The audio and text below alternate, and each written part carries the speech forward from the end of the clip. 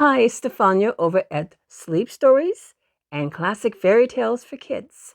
And we've got the next chapter in Uncle Wiggily's adventures. If you remember, he was just in a parade, and now he is off with Percival for another adventure. Percival, the old dog. Uncle Wiggily in the fountain. Well, after the Decoration Day parade and the things that happened in it, such as the pony running away with Jimmy Wibblewobble, Uncle Wiggily Longears thought he'd like to go off someplace quiet and rest. "Oh, can't you come with me?" asked Percival, the old circus dog. "We'll go to Bow Wow's house and have something to eat." "No, I'm afraid I can't go," replied the old gentleman rabbit. "You see, I must travel on to seek my fortune, for I haven't found it yet, and I still have the rheumatism." "Why don't you try to lose that rheumatism somewhere?" asked Percival. "I would, if it's such a bother." "Oh, I've tried and tried and tried, but I can't seem to lose it," replied Uncle Wiggily. "So I think I'll travel on. I'm much obliged to you for letting me march in the parade." Then the old gentleman rabbit got his case, and with his crutch he once more started off. He went on, up one hill and down another, over fields where the horses and cows and sheep were pulling up the grass and chewing it so the man wouldn't have to cut it with a lawnmower. On he went.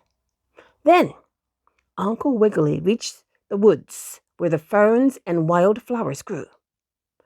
"This is a fine place," he said as he sat down on a flat stump. "I think I will eat my dinner." So he opened the case and took out a sandwich made with yellow carrots and red beets, and very pretty they looked on the white bread. Let me tell you, very pretty indeed. Uncle Wiggily was eating away, and he was brushing the crumbs off his nose by wiggling his ears. All of a sudden, he heard a cat crying, and oh, such a loud cry it was. "Why, some poor kitty must be lost," thought the old gentleman rabbit. "I'll see if I can find it." Then the cry sounded again, and in another moment, out of the tree flew a big bird. "Oh, maybe that bird stuck his sharp beak in the kitty and made it cry," thought Uncle Wiggily. "Bird, did you do that?" he asked, calling to the bird who was flying around in the air. "Did I do what?" asked the bird. "Did you stick the kitty and make it cry?" "Oh, no," answered the bird. "I made that cat crying noise myself. I am a cat bird, you know." And surely enough, that bird went mew, mew, mew 3 times, just like that, exactly as if a cat had cried under your window when you're trying to sleep. "Oh, that is very strange," exclaimed the rabbit. "So you are a cat bird?" "Yes, and my little birds are kitty birds," was the answer. "I'll show you." So the bird went mew, mew, mew again, and a lot of little birds came flying around, and they all went mew, mew, too, just like kitties. Oh, I tell you, catbirds are strange things, and how they do love cherries when they are ripe, huh? "That is very good crying, birdies," said Uncle Wiggily, "and I think I'll give you something to eat to pay for it." So he took out from his case some peanuts that Percival the circus dog had given him, and Uncle Wiggily fed them to the catbird and her kitty birds. "You are very kind," said the mamma bird, And if we can ever do you a favor, we will. Now, listen. Those birds are going to do Uncle Wiggily a favor in a very short time. Very short time indeed. Well, after the birds had eaten all the peanuts, they flew away and Uncle Wiggily started off once more. He hadn't gone very far before he came to a fountain. You know what that is? It's a thing in a park that squirts up water, just like when you fill a rubber ball with milk or lemonade or something and squeeze it. Only a fountain is bigger, of course. That fountain that Uncle Wiggily came to had no water in it, for it was being cleaned. There was a big basin with a pipe up through the middle, and this was where the water spouted up when it was running. "This is very strange," said Uncle Wiggily, for he had never seen a fountain before. "Perhaps I can find my fortune in here. I'll go look." So down he jumped into the big, empty fountain basin, which was as large as 7 bathtubs made into one. And it was so nice and comfortable there. And so shady. For there were trees near it that before he knew it, Uncle Wiggily fell fast asleep with his head on his case for a pillow. And he had a funny dream. He dreamed that it was raining and that his umbrella turned inside out and got full of holes and that he was getting all wet. "My!" exclaimed Uncle Wiggily as he gave a big sneeze.